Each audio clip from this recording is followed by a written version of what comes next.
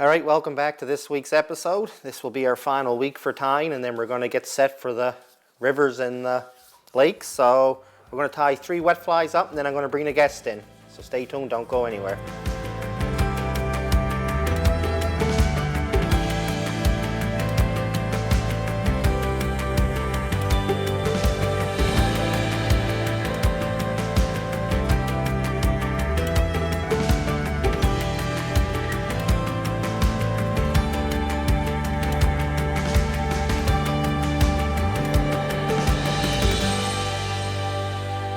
Alright, so the hook I'm using is a Daiichi size 8. The thread is just a Vivas in black.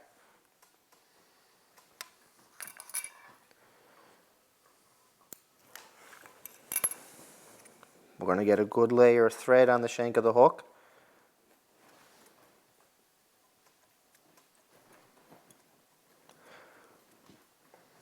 So the fly I'm tying is called the Alexandra. This is a variation of it. Now for the tail you can use marabou or biots, that's what we're going to use here.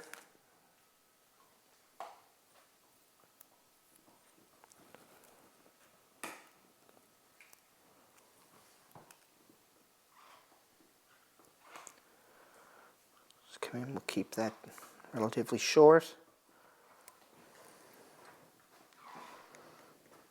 Looks good there, and we're just going to tie this waist in. By tying the waist in, it's just helping with the build of the body. You don't have to actually do it.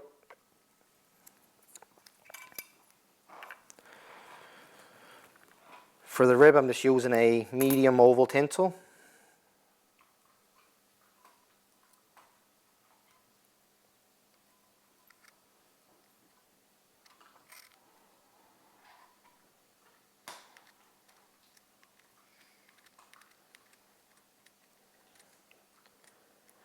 Tie that in, just trying to cover all that waist in.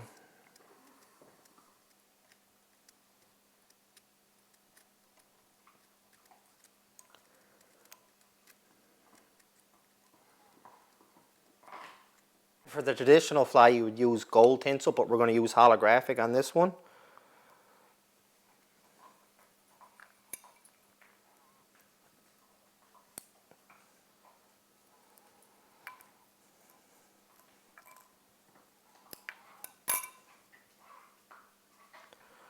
Just going to come in here and I'm going to start tying this in.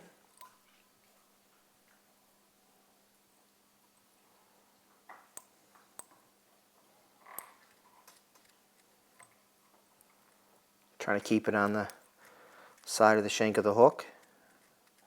I'm just going to run my thread up and down the shank of the hook just to help cover it in and build a smooth body on it.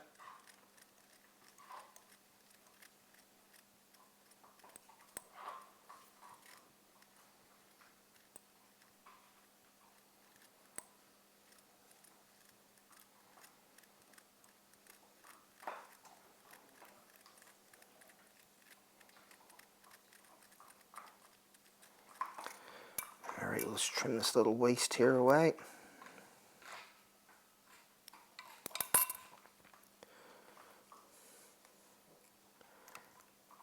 Come in, we'll start making some wraps. Just be careful you don't hook the hook point too sharp, because then your tinsel can rip on you.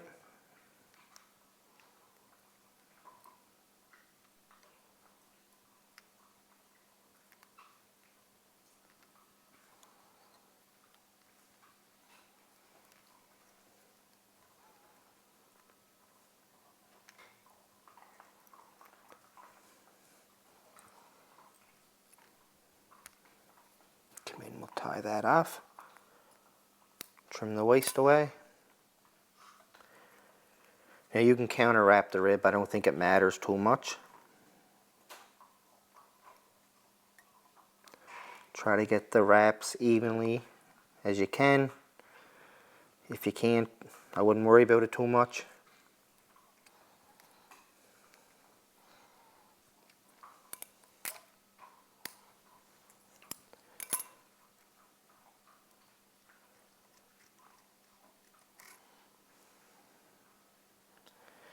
Now for the hackle, we're going to use some black hen. Just going to get a small piece here.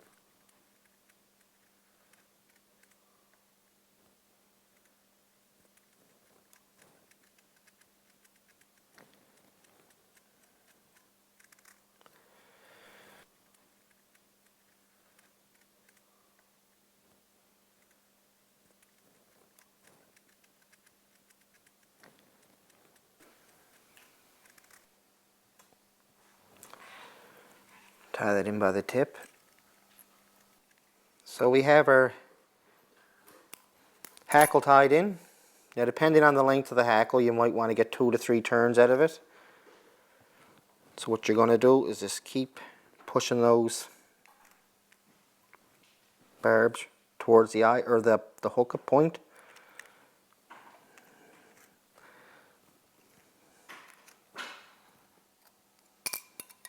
Perfect.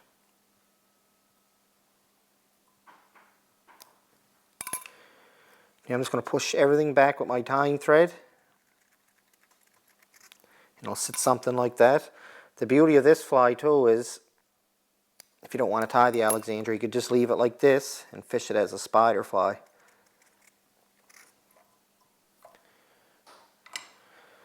Now when you buy peacock swords, you're supposed to get a right and a left in a pack. And you don't have to do it this way. But for the video, we will.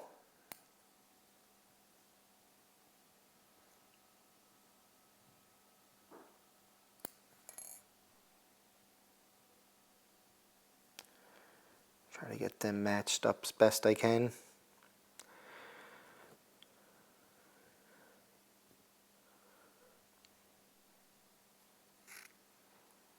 Come in with a loose wrap, another loose wrap, check things out. If you're happy with it, then that's when you tighten it down.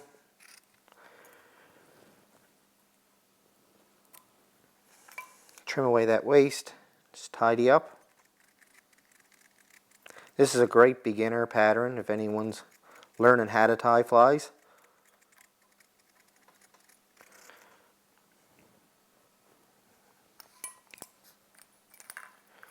Come in with our whip finisher now.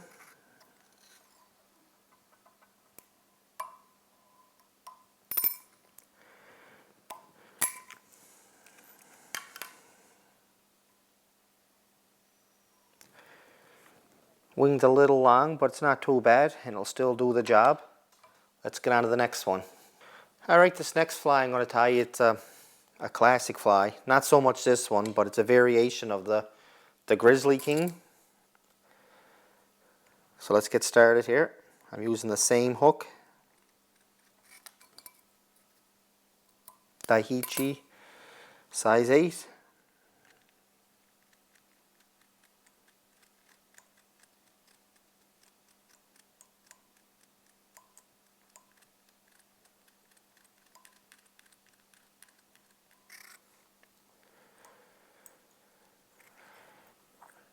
So we'll come in now. We're going to use an oval for the rib.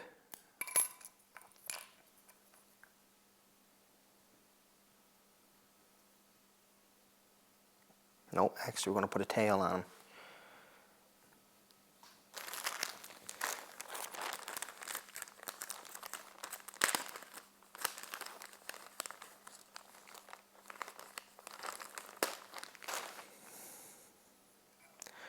Yeah, so we're going to put a tail on him. It's just going to be some barbs off a Grizzly.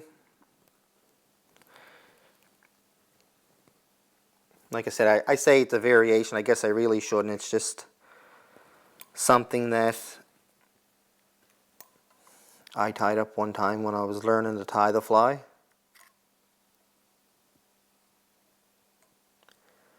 I'm just going to tie all that waist in.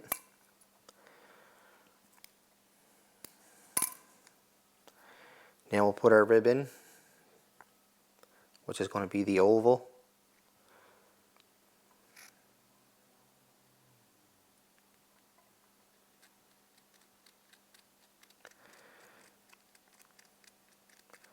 Again, we'll try to tidy up everything that we can, just for that smooth body that we're looking for.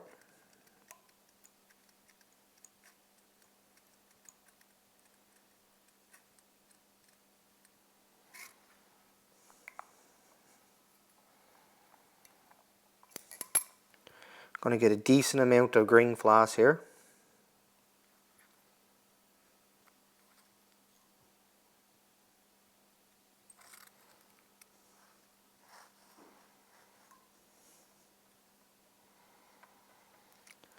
Tie that in, trim that away. Again, we're just going to run our thread up and down the shank of the hook.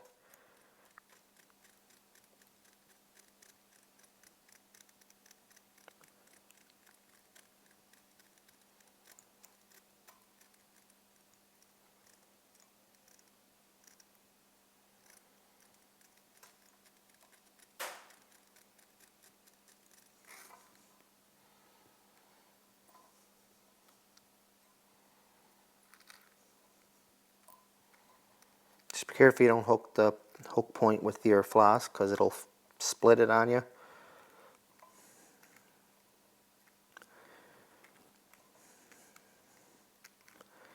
Now I'm just going to make another wrap down and come back up.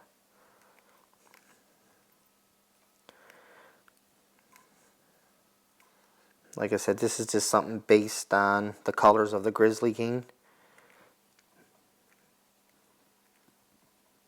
Just in case you search it up and you see something totally different than this. That's the beauty of fly tying. Don't be nervous to experiment with your materials.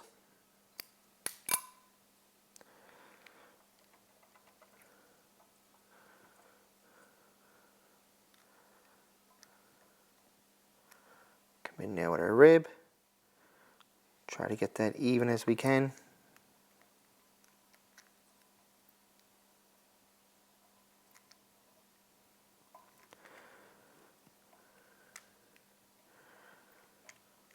Tie that off.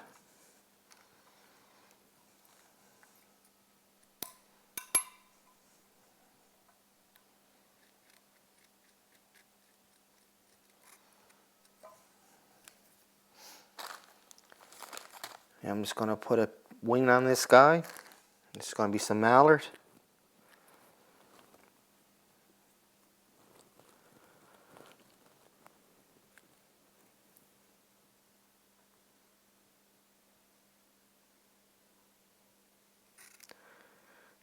Tie that in.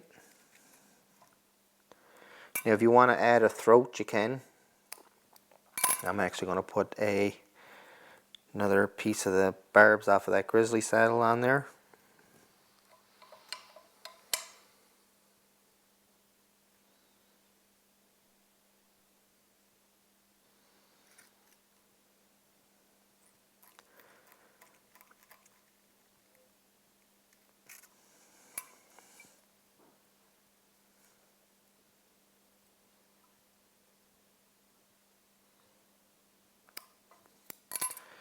Just tidy up here now.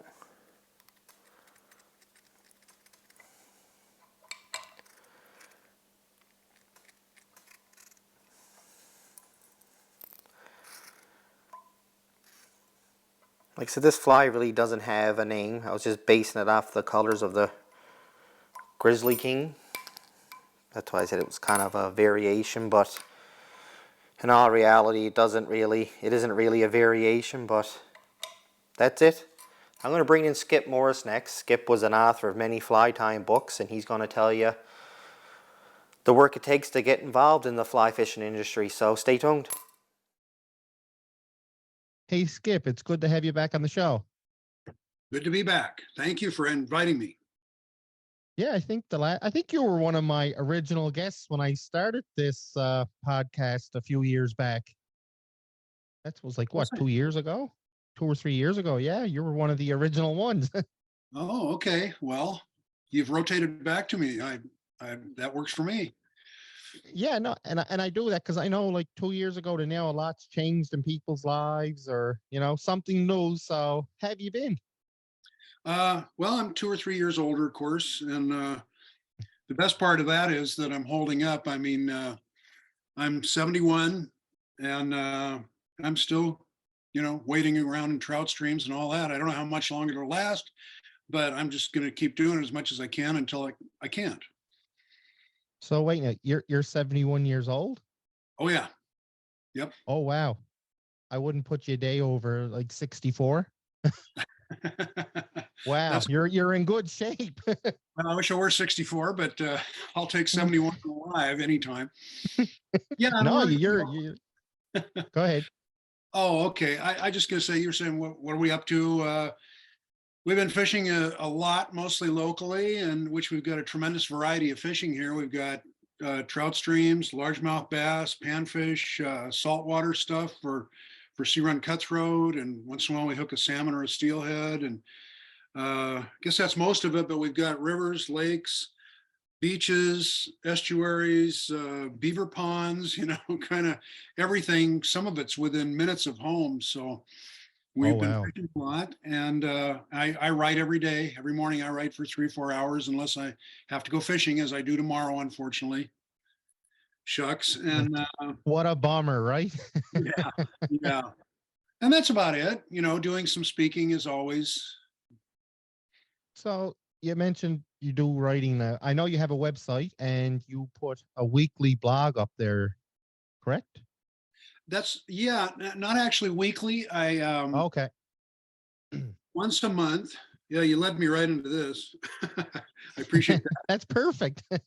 Once a month, we put in a tip from this book that was published by Stackpole Books, and I got the head honcho's permission to do that, and so we're going to do that for 24 tips, and right now is it third Thursday, Carol?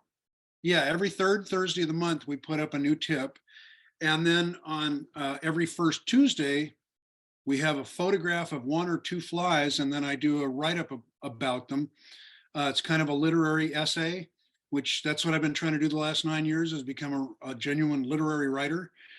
And so those go up, and I don't know how many of those I'll do before I stop, because I'm hoping that I can collect those up at some point and make them into a book. And if they're all up on the website, a publisher might not be interested. But yeah, we're doing that regularly every month. So every 2 weeks or so, something goes up. Have you ever tied commercially?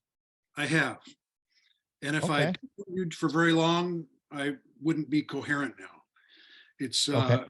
yeah, it'll make you nuts. I mean, you're in there 8 hours a day doing this, and it's after about 5 hours, you start to lose your mind, and then after about a year or two of it, then you have lost your mind. You can still do this, but you can't do anything else.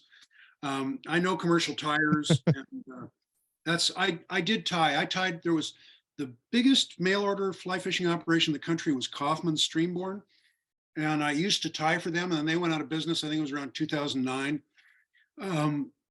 for reasons I don't understand. But I used to tie for them, and they'd, order 50, 100 dozen of something in one size. And yeah, I mean, if repetition will make you lose your mind, like the Chinese water torture, that's it. This is the version of that. And yeah, I'd sit there, and but the thing is, though, that's interesting about production tying is you get extremely efficient, and you find out that this is where you should tie in the tail, and you can cut the butts of the tail before you tie it in to save one step. And you learn that it only takes 4 turns of thread to do this job, not 5, not 6. And you get, about the fifth dozen fly, you've got that fly figured out pretty well, and they get really fast and really efficient, and they're very consistent in their form. Okay.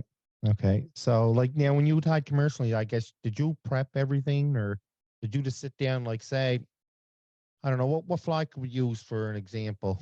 Dry fly. What was a popular fly? Oh, I remember at one point I was tying Lake Cahills. Okay. Well, let's talk about that then. Like, would you sit down and prep all the material for them, or would you just sit down, grab the bag material, and just go as is? I never really did a lot of prepping. I would get everything else off the desk, only the materials I was going to use. I would put them in the same place every time. One thing I learned from a friend of mine who was excellent steelhead fly tyer. He also tied for Kaufman's. He said, never put down your scissors. And so you learn to kind of flick them around and throw them to the back of your hand when you're doing something, and then flick them back around so that you can cut with them, and then throw them back to the back of your hand again. And you just, because picking up scissors takes extra time. And so you just always keep them on your thumb or your hand or your little finger or something. And that's something I learned from him. Kind of like almost like a gunslinger, really. You're just flicking them all over. But what I learned about commercial tying, and I wrote about this, I think, in Clear and Simple. I'm not sure I did. It was either that or one of the other couple of the other books. Now you got me curious. No, take your time. Let us know. So, let the listeners know if you find it. No, I don't think it's in that book, but that's a little more advanced. But in addition to the things I just told you, one of the things that I learned is, and I learned this as a musician too, is don't push yourself. Just give yourself to the process. Try to be very efficient, and then test yourself a little to see if you can speed up once in a while, but don't try to rush. People try to get fast at something, including fly tying, by rushing, by pushing themselves. And what they do is develop bad habits. They tense up. The opposite of speed in anything that takes dexterity is tension. And if you really push yourself, you get tense and you defeat all hope of any speed. So you just keep doing it. It's repetition and paying attention, and then just testing now and then to see if you can pick it up without tensing up, without pushing yourself. And the speed just comes naturally. But speed in fly tying and in instrumental technique is really about efficiency, and it's about being relaxed. And people forget that, and some people never understand it. But it's true. And it's also about patience, because you can't develop that relaxed, efficient speed if you aren't patient, if you don't just let the technique adjust it, create itself, figure itself out. Okay. Well, Skip, it was awesome to have you back on the show and catch up with you. I always enjoy talking to you. We'll definitely have to do this again. Absolutely, Justin. It was a pleasure. Thank you for inviting me back. And you take care. Okay, you too. Bye-bye. All right, hope you enjoyed that interview with Skip. He's such a great guy to talk to. My last fly is called the Frenzy. I haven't fished this one. It's a wet fly, of course, so I'm hoping this year, when we get down to the Middle River and River Denny's, that it really hooks onto some fish. All right, for the material, we're going to use some golden pheasant crest.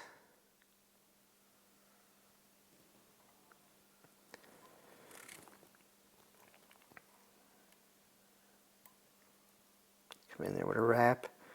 Just measure things out. If it looks good to you, then what you're going to do is just tie all this waste in.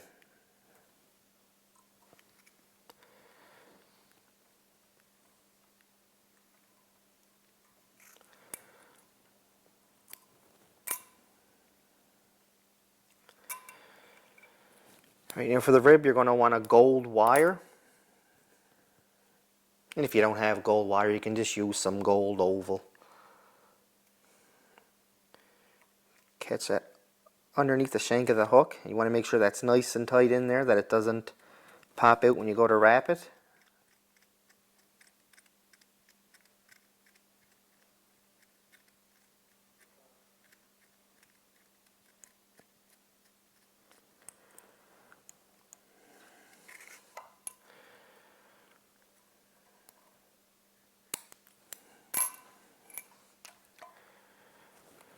For the body, we're just going to use a small gold tinsel.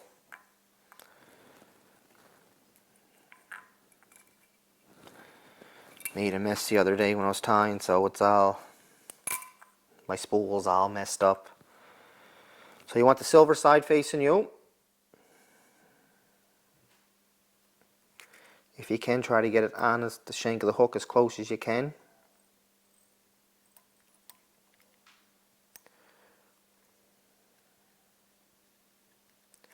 Just take your time with it.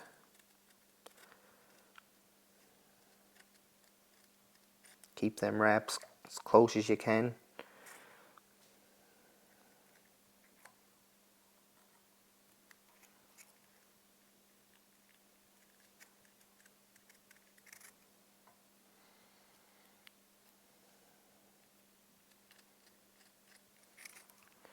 Not too worried about it once I get to the top anyway, because I'm just gonna go back down right quick and just catch everything in, make sure everything's smooth and even.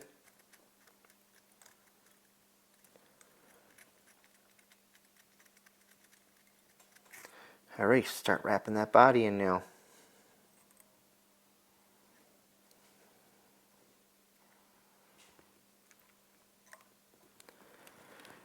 Make sure you got your tinsel pulled tight. I know a lot of people will put a little touch of super glue before they start wrapping the body in, just to secure it more. It's up to yourself if you want to do it like that.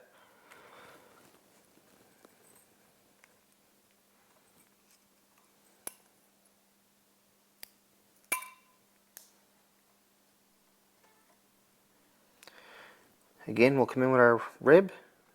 Try to keep them as close as you can. Evenly spaced rather, sorry. If you can't, don't worry about it. The fish ain't going to count to see how many turns of wire it has for ribs. If it's hungry enough, it's going to eat it. Never cut your wire with scissors like I did there. You can always helicopter it off, but these scissors are strong, and I had them for years now, and I cut everything with them. Alright, for the hackle, the pattern that I seen, it called for a hen hackle, but I'm going to use an orange dyed cock cape.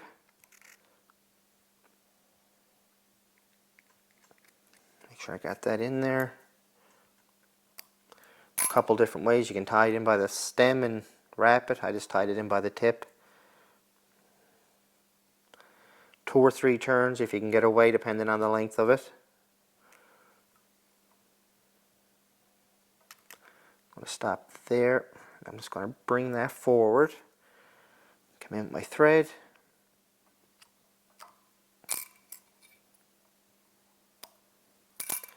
Push everything back. Tidy it up.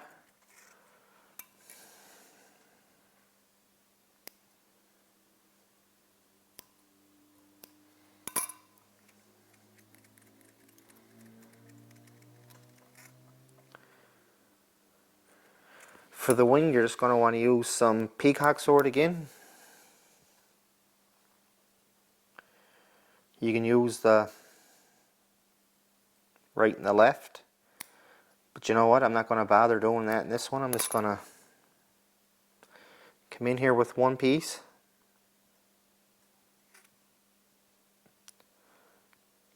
Tie it in. It definitely does, though, make for a nicer fly when you have the two peacock feathers together. Let's build up my head here.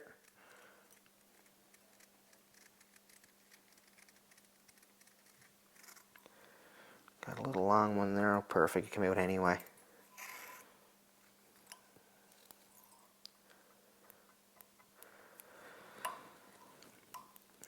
And that's it.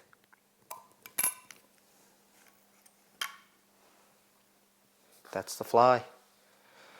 Well, I hope you enjoyed this tying season, and we're looking forward to getting on the water. If you're looking to purchase flies or Norvoice products, visit my website, www.cbflyfishing.ca. Till then, Merry Fishmas, and see you later.